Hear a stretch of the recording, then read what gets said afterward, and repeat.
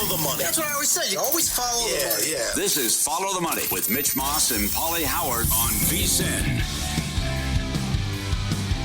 Welcome in. We are live downtown Las Vegas, Circa Resort and Casino. Mitch Moss along with Jonathan Von Tobel in for Paulie Howard, who is under the weather today. Nick Bogdanovich, Sports Gambling Hall of Famer, longtime odds maker here at Circa Sports, coming up in 15 minutes.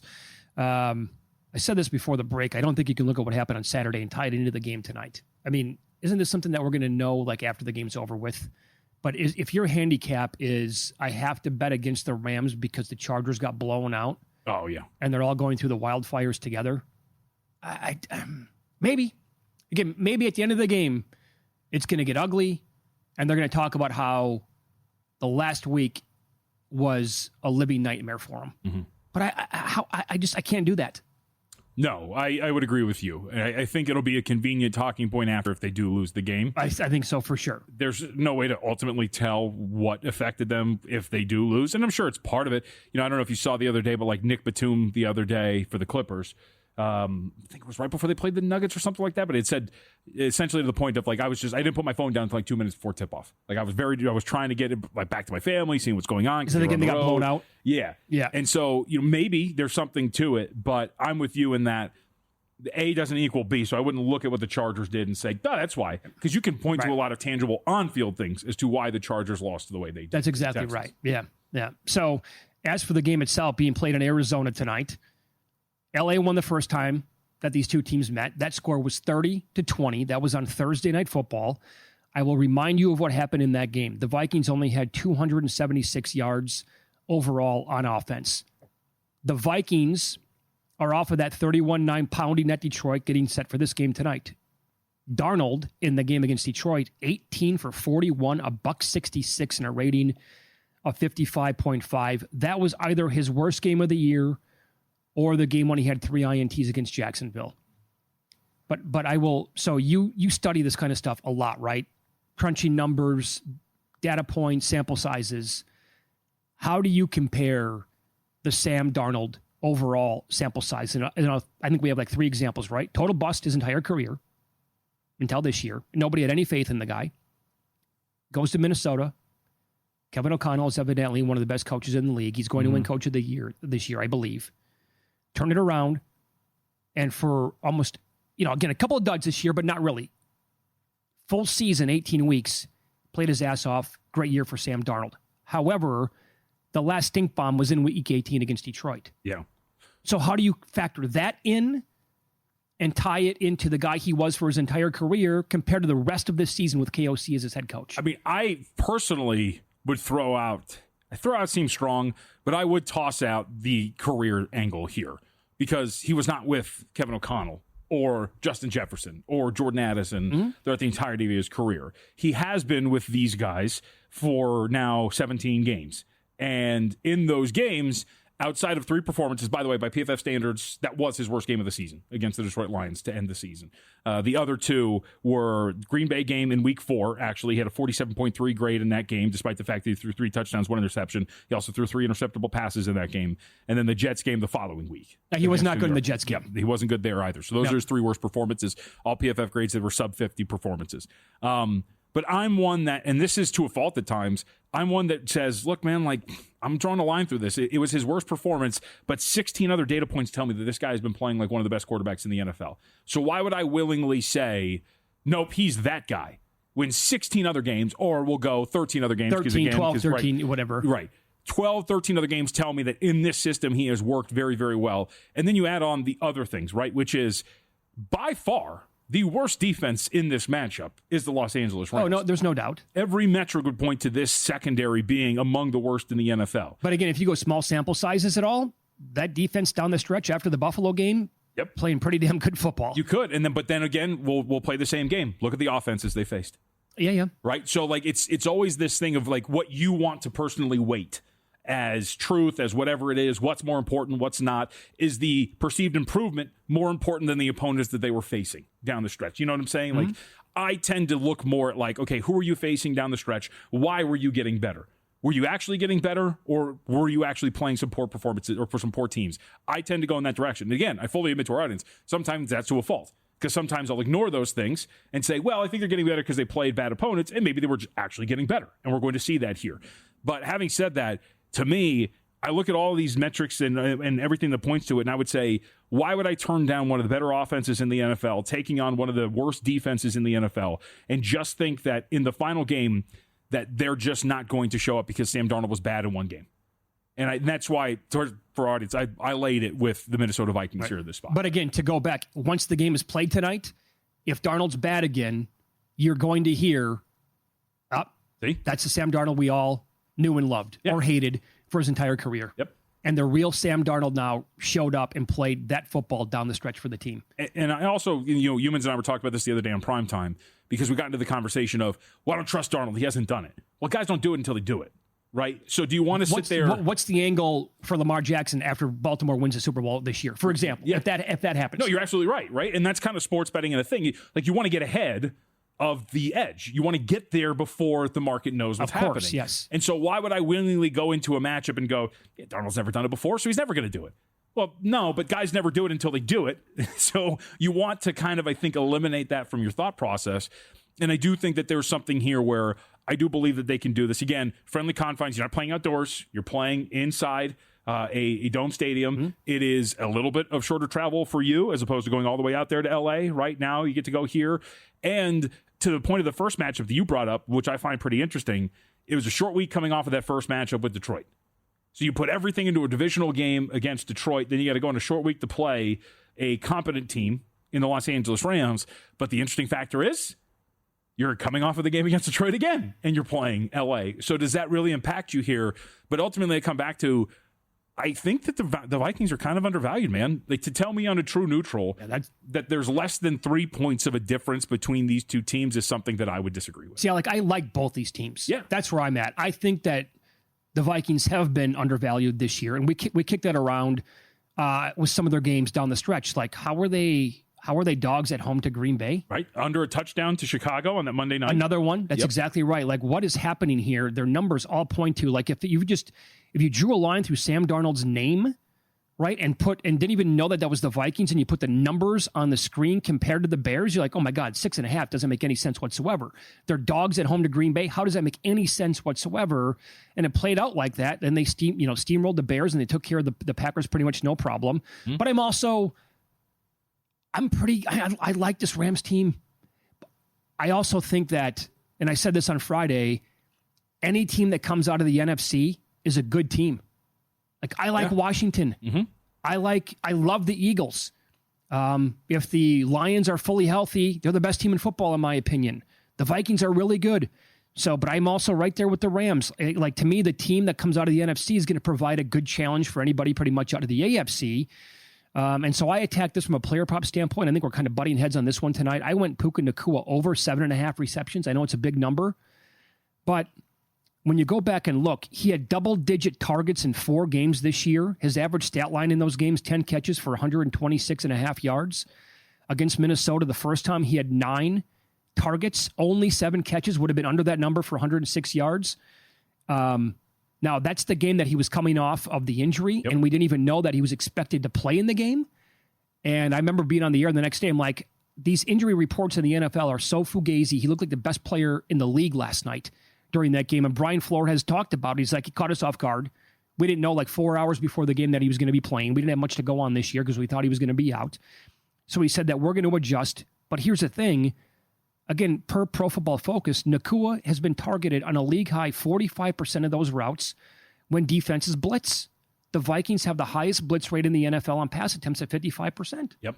And so, and going back to that first matchup, too, you wonder, again, sustainable versus unsustainable. Stafford was pressured on just 8 of his dropbacks. Do you think that's only 8? Yeah, only 8. So, like, do you think that's going to happen again? Now, part of that is getting the ball out quick, avoiding a team that likes to bring pressures and do all that sort of thing. So, you may see that strategy again. But I think that that's going to be something worth mentioning. And by the way, you mentioned we're kind of going head to head. I didn't go directly under on the receptions here. Yeah. I went under receiving yards for Nacua. 93.5 was the number that I got. That's the thing. I don't like playing those numbers. Yeah, I thought that was a very high number. And again, we'll go to, I'll use this sword. I'll go to bat going under 93.5 yards for the number 1 target against one of the best defenses in the National Football League, one of the best pass defenses by EPA standards in the NFL. I think that you would assume, again, the simplistic analysis would be, he killed us last time. Let's do everything possible that we can get the football everywhere else and try to get the ball out of his hands. So hopefully a high-volume, low-efficiency night, we'll call it, for Nacua to make both of us happy. But I thought the number was really big considering what we're looking at here with this defense. And by the way, we talk about O'Connell. I'm the biggest Brian Flores fan in the world. Well, the guy's great with what he does defensively. In a perfect world, the Vikings would be able to give KOC and Flores like 10-year extensions right now. Yeah, don't let him go. You're going to have to. Don't let him go. But, I mean, he's going to get a coaching job again sometime. Oh, yeah. Pay that man his money. Just like you. Save $59 off a VSiN Pro annual subscription when you sign up using the promo code. Do I cheat here? FTM. I'll be a team player. Become a VSiN Pro annual subscriber. Bet smarter. Daily best bets. The betting splits. 24/7 access to the video. As we will mention, it's never in the reads, but we got to mention it. One of our favorite things for Mitch and I, the player prop analyzer in the NBA and other sports too. Make sure you check it out. And we get all of the content, including betting guides, expert picks for the Super Bowl and upcoming March Madness. VSiN.com/subscribe. Promo code FTM. Save $59 off a VSiN Pro annual subscription today. VSIN.com/subscribe. I also think that certain assistants should just break the bank. For example, the Lions, if they offered Ben Johnson a $10 million per year contract, and he said, yeah, I'm going to stick with that and not go be a head coach anywhere, that would be brilliant. Look at what's happening with Brent Venables, right? He leaves, he goes to Oklahoma. Looks like it sucks. He's going to get fired potentially here coming up, and it's like, dude, I'll just take all the money in the world to be a DC or an OC. Yeah, you're right. Exactly right. Yep. Nick Bogdanovich on the program coming up next, longtime Vegas odds maker. We'll get his early thoughts on the national title game and the divisional round of the NFL coming up here on VSiN.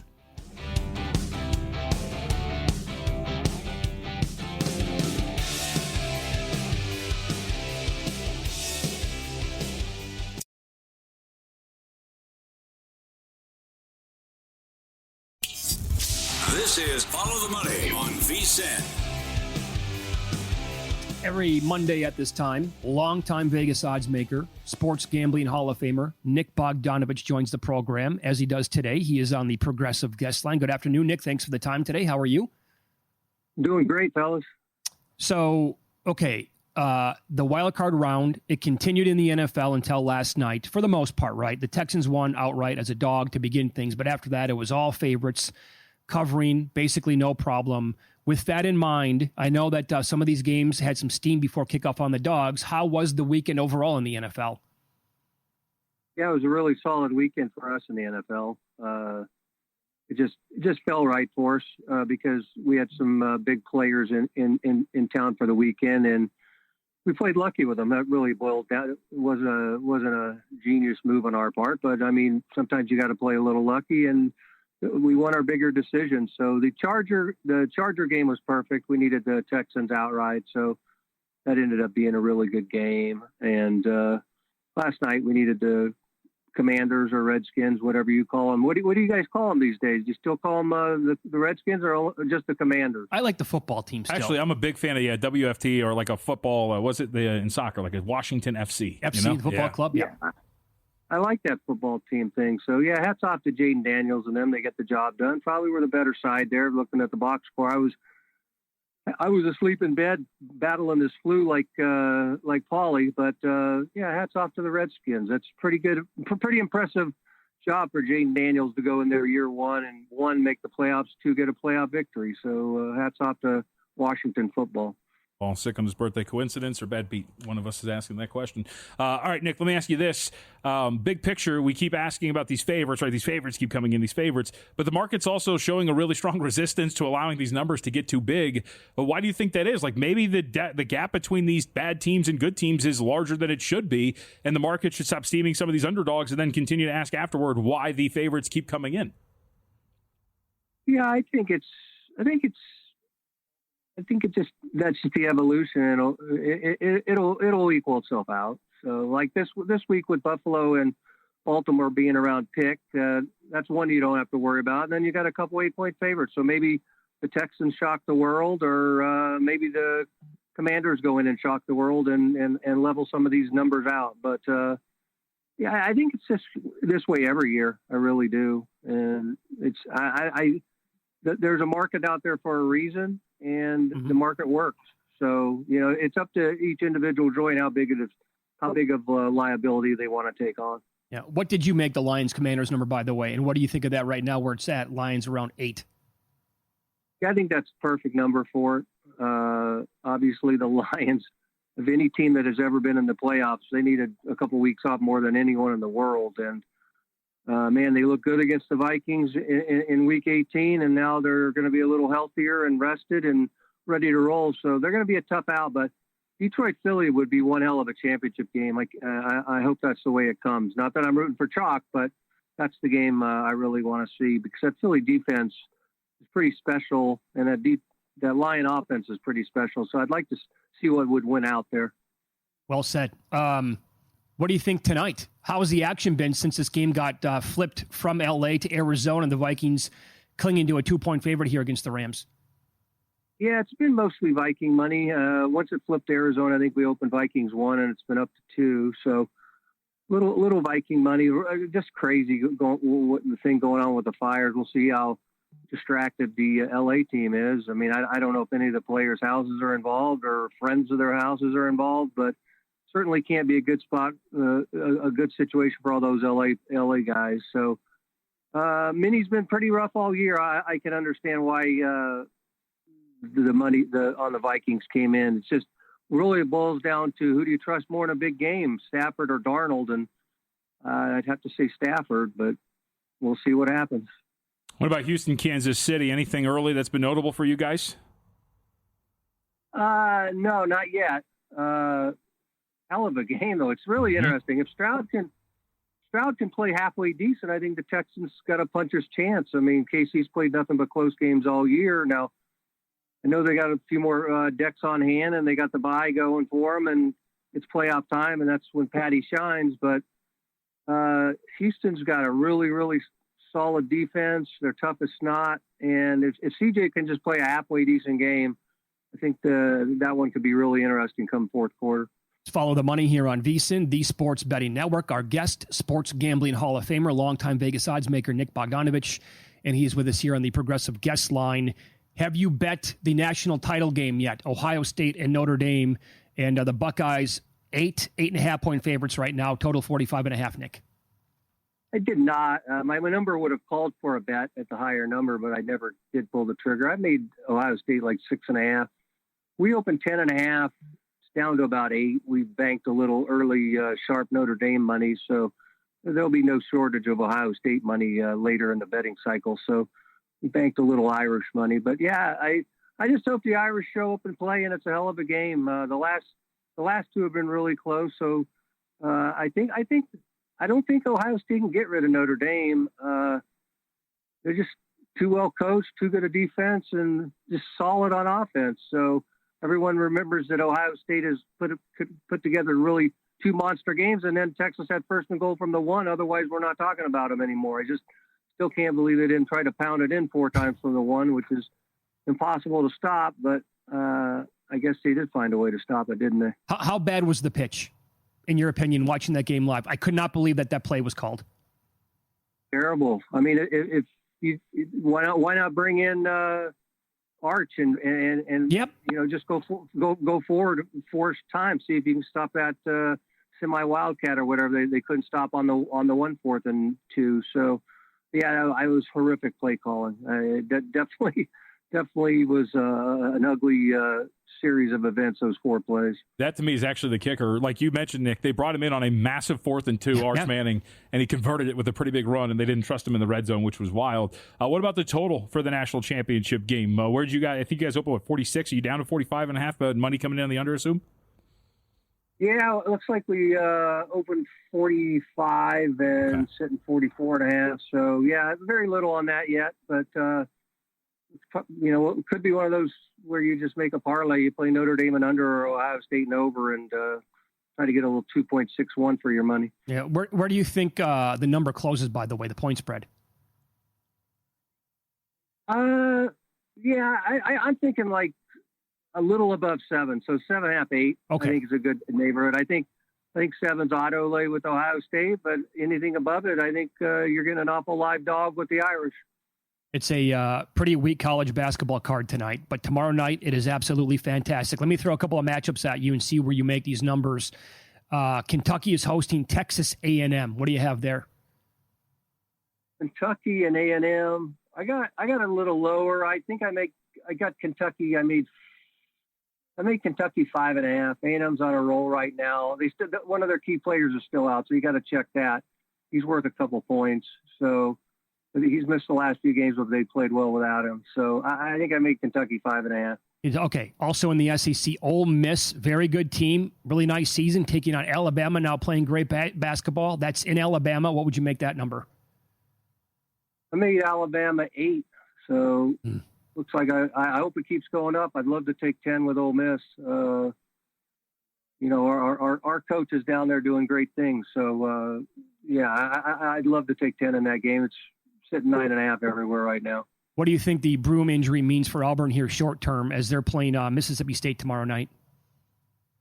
They can do without him short term. I don't think they win at all without him, but regular season kind of games, they won't miss him too much. They got plenty of depth. Definitely need him for the tournament. So that's the second scare. He had one earlier too, and now a second one. So hopefully we're not seeing a theme here because Auburn is a very fun team to watch and obviously one of the 2 or 3 betting choices right now to win it all. What about the one of the late night tips tomorrow? Colorado State, San Diego State. What do you do with the Aztecs coming off the beatdown at the pit? Well, that was something. I made the San Diego State game 7. Got no real opinion, but Colorado State, I watched quite a bit of that UNLV game. They played well. And San Diego State's not a team that'll get away from anyone. So if this thing got to 10, I might be interested in the Rams. Very cool. All right, Nick, awesome to talk to you as always. Have a good week, okay? All right, guys. Good luck to everyone. There you go. Nick Bogdanovich, sports gambling Hall of Famer here on the Progressive Guest Line. If you're ready to try something different, sign up to start playing the Ponies First Bet. First Bet is U.S.-based, offers wagering on hundreds of races every day from across the country and around the world. Sign up at firstbet.com. That's the number one, stbet.com. Use promo code VEASAN200. Claim a 20% rebate for your first 60 days up to $200. Head to firstbet.com today. Good action. Last night's game was awesome. Down to the wire like that. This one on paper looks like it should be that too. It's Sean McVay versus the new Sean McVay and Kevin O'Connell. Like, this should be a great game tonight. And our buddy, Paul Charchian, will make a strong case for a player prop in the game tonight. Find out who he likes coming up on Follow the Money. It's VSiN, the Sports Betting Network.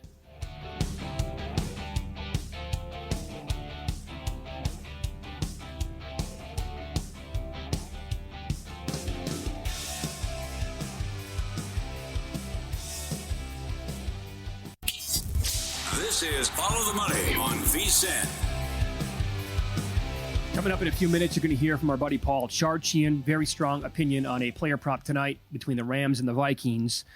We haven't talked much about this yet today. I know Robert Griffin III, RG3, was pretty strong in this on X. He was basically saying, for those of you who have blasted Mike McCarthy over the years, you better do the same thing with Mike Tomlin. The comparisons here, both have won 1 Super Bowl. McCarthy is 11-11 in the playoffs. Tomlin is 8-11 in the playoffs. McCarthy hasn't won a playoff game in 2 years. Tomlin hasn't won a playoff game in 8 years. And by the way, when you look at how many points the Steelers have allowed in their last 6 playoff games, it's disgusting. 30 plus, 40 plus a lot of times. He points out both Super Bowl winning coaches, but covered completely different. Their Super Bowl ring makes them both be held to a higher standard of winning, so either take them both to task or show them both grace. They are literally on the same path. I disagree.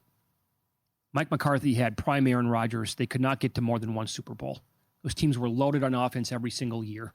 And I will never get over what he did in the NFC title game against Seattle and the settling for field goals and how he managed that game. It's an all-time bad job by a head coach. Mike Tomlin, again, people were running out to bet the Steelers against this Ravens team over the weekend, right? Plenty of steam on Pittsburgh. Why did you like them? Why'd you like Pittsburgh? They were a dead team going into the playoffs. They do not have a lot of talent. Wilson completely lost it. I'll give you some numbers on TJ Watt. If these are accurate, it'll blow your mind. The Steelers are not a good football team. Their win total was like 7.5. Everybody in the world said they're not going to win 8-9 games this year. That streak of Tomlin winning and finishing over 500 is dead because the back end of the schedule was so difficult. Yep. How many other coaches in the NFL could pull off 10 wins in a playoff team? This team is awful. They're not good. So I don't want to hear about how Mike Tomlin did a terrible job with this team this year. And I think that if you want to get rid of him, fine. But to do it based on this year's results, that's a huge mistake in my opinion. Tell me if this comp is fair, but you and I both dig the NBA. Mike McCarthy is Doc Rivers, and Mike Tomlin is Eric Spoelstra. Oh, okay. Right? Where you have one guy who goes in, takes talented teams to the regular season heights most expect them to, but when they get to the postseason, they fail miserably. While the other has teams that you constantly ask, how are we still doing this? How are we still competing for playoff spots? In Spoelstra's case, obviously, he's led that team to the finals multiple times. In Tomlin's instance, he continues to get the most out of these teams every single year, including this year where, I don't know, did you hear about the back end of the Steelers schedule at the beginning of the year? How bad it was supposed to be? How this was supposed to get ugly? And he constantly finds the most out of these players. I'm pretty surprised that the discourse coming out is fire Tomlin when he constantly gets the most out of a roster that I think the perception by I think that's what's skewing this. I think most people just see Steelers and assume that the roster is good. Yep. It's TJ Watt, and that's really about it defensively. They don't have that much else. Defense is you think that it's the same old Steelers defense, and it's not. 19th in EPA per pass, one of the middling defenses in the National Football League. And on offense, they're paying a dollar to their quarterback position. They have a wide receiver who is all over the place in terms of the way that he plays in Pickens, and an offensive line which has some issues. It has had issues for years now. Yes. And you're looking around and going, I don't understand this. They fire this guy. He has his flaws. There are times with his decision-making and punting, those things, and those come with it, right? He does have his flaws as a head coach. But to come out of this year and this be the year where everybody's like, fire Tomlin, it's getting old. What's getting old? Getting the most out of rosters and getting to the postseason? Sure. Like that's... Any team would take that. If you want to flip it and tank and maybe get the quarterback of the future because you haven't had one now since Big Ben was at the tail end of his prime several years ago, then fine. But this is a proud organization. They're very loyal. They're never, ever going to do that.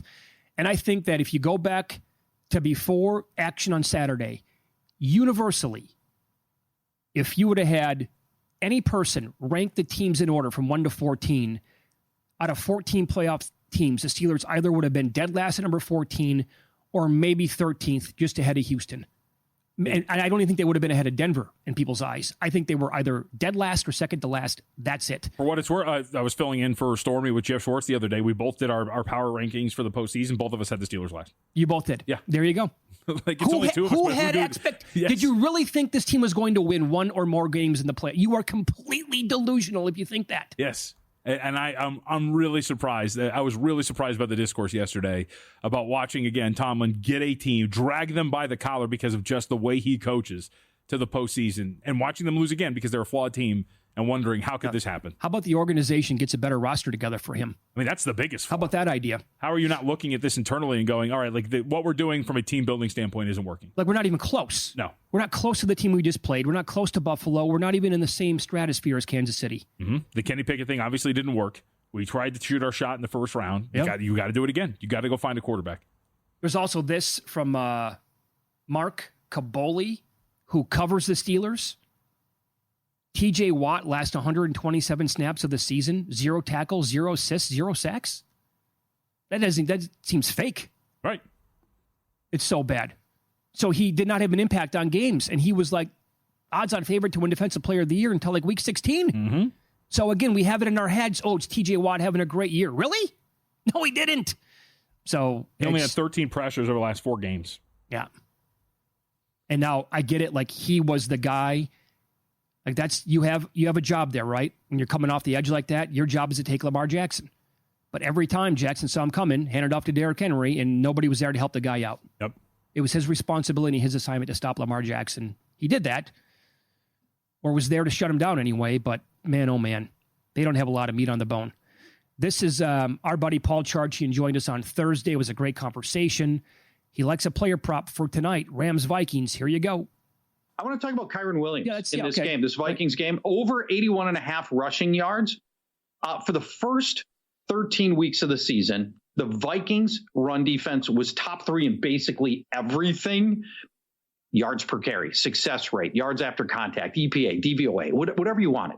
But this rushing defense since then has withered. Luke, I've got an image for you guys. This is the current Vikings run defense right here. Take a look at this. Right there. That's it. There's your Vikings. There's your Vikings. That's how bad it's withered for the Minnesota Vikings run defense of late.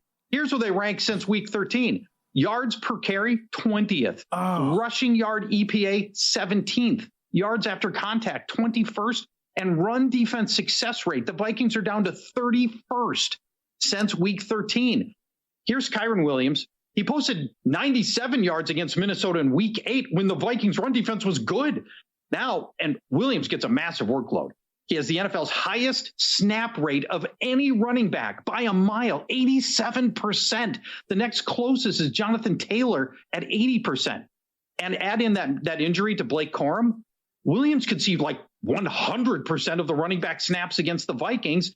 And in the last month, McVay pounded Kyren Williams with 29 rushes on 2 different occasions. And then last week, pulled him back to just 13 rushes to give him fresh legs against Minnesota. Kyren Williams over 81.5 rushing yards. Okay, the analysis is superb from Charge, as it always is. It's still 81.5 at a major national book. It's 80.5 at Circa, which is another major book. Sure. I like it. I like the angle. The Corum thing, too, is obviously a pretty smart point, too. Oh, you're talking about the volume and what you're going to look like here, so I like it. I don't like taking control of your own show, though. You allowed him to do that, huh? What do you mean? You told Luke to throw up a graphic. He took control of your own show. He warned him. He warned him ahead of time. Charger's a pro. I don't know about the sense of humor. That was good. With the photo that he found. It was an AI photo of some old guys. It was great. I love it. Man, but here's the thing. I have it in my head, like I can't. I struggle with getting there with numbers that are super high like that. And yet I have Nakua over 7.5 catches tonight, which is a really high number. Right. So you're going to go over with Williams and then over there. So then I have Rams 2 guys. Right. And then so it's 13-7 Vikings final score. But rack up the yards in between. Yeah. A lot of action between the 20s, but inside the red zone, forget about it. Not happening. Hey, VSiN fans, you're in luck. Circa Las Vegas owner Derek Stevens offering you 15% off at 3 incredible properties. Circa Las Vegas, the D Hotel, and Golden Gate. Whether you're lounging by Circa's stunning rooftop pool or enjoying all the excitement Vegas has to offer, you're going to save big with the promo code VSiN15. Book your 2025 stay now. CircaLasVegas.com. Use VSiN15, VSIN15 to get 15% off. Vegas Adventure starts here. Most rushing yards in the game tonight. Kyren Williams minus 220. Holy smokes. That makes sense given what we know about how the Vikings use their backs and what the Rams want to do. Sure. You can find at various books first player to score a touchdown for each team. So it's like the Rams' first touchdown of the game tonight. Yeah. Did you know this thing with this angle with Kyren Williams? What's that? It's happened more than 50% of the games this year. Oh, the first touchdown? The first touchdown for the Rams. It happens so often, it's crazy, and I'm trying to find it right now. I don't see it as we speak. I'll get it for you hopefully before the end of the show. At the tail end of the season, it was still like 2-1 or higher. Remember at the beginning of the year when we were freaking out because they were like, yeah, he's returning punts. Oh, yeah, I know, yes. It's over. It's Corum's show now. Yeah, I'll try to find that number, actually, in the commercial break. And also Baltimore versus Buffalo. The matchup we all needed, we all wanted. It wasn't pretty the first time around, but that was a long time ago.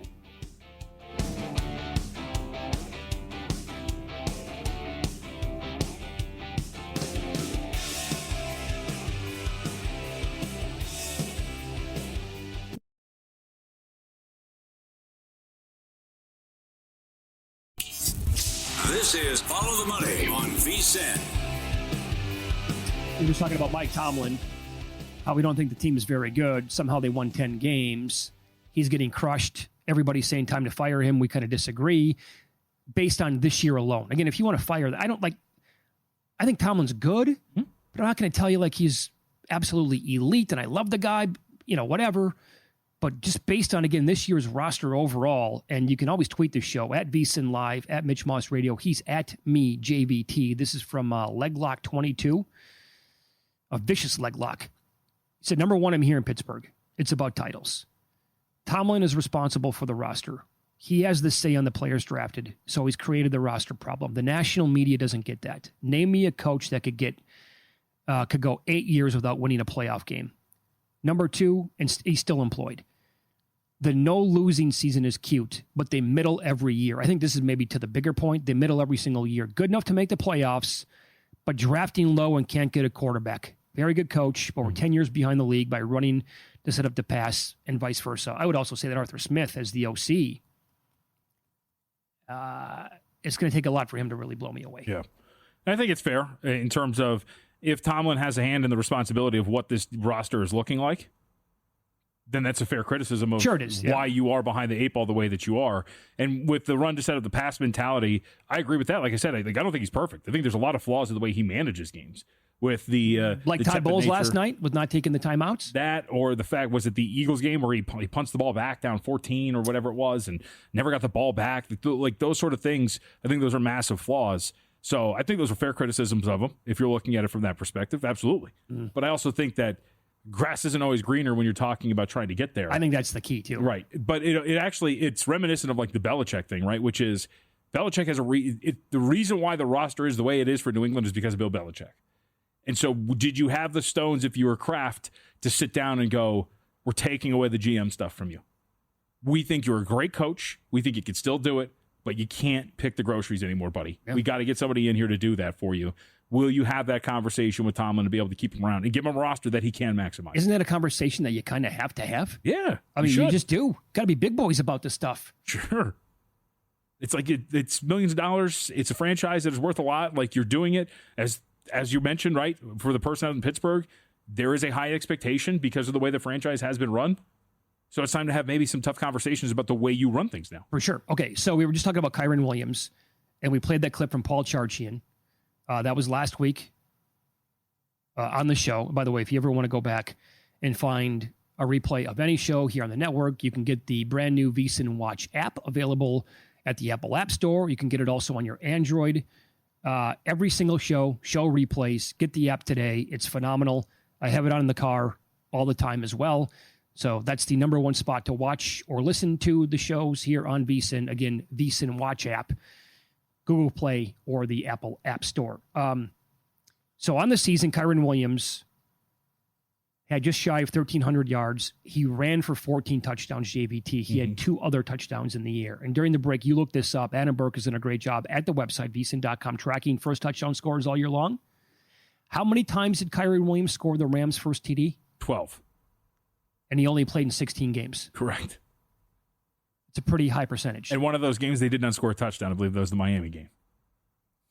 There was no touchdown in that Thursday night game against the Niners either. Yeah, right. So he scored that 75%. Yep. And if you take those 2 games out, it's 12 out of 14. That's you can't do that. You can't really do that. But 12 out of the 14 games in which a touchdown was scored by the LA Rams. Scored the first touchdown. Yeah. He's 2-1 again tonight to score the first touchdown. Is that worth a bet to you? He's 2-1 to score the first touchdown for the Rams. For the Rams. Yes. He's not in the game. Yeah, he's 5-1 for first touchdown, period. Yep. You can go in here. I want to get it so and I as have we were talking about, too, there's spots that offer the second chance opportunity where if your player is the second touchdown, not the first, then you get it back in the bonus bet or whatever. That's going to get me hooked. Yeah, it got me hooked a little bit. I've been dabbling in some more first touchdowns just because of that. By the way, I had Goddard first touchdown yesterday. So did I. Yep. It's the second one. Bam, right back. Let's go. And it was Dotson who got it? Yeah, I know. And he was like 50-1 or higher, I think. Yep. By the way, talking about tough guy runs. Goddard, that touchdown was awesome. Oh, that was really good. I don't think I've ever done anything that manly in my life. Well, I know. I've known you for a long time. You definitely haven't. Not close. It's labeled first team touchdown scorer. So it's actually all the players for the same. But so there you go. They're all listed under the same tab. But I get the Kyren Williams, and he is 2-1 tonight. You also found Justin Jefferson. It's Justin Jefferson or Kyren Williams first touchdown plus 225. Not so sure about that one. A lot of options. That's just the thing. There's just so many options. I know.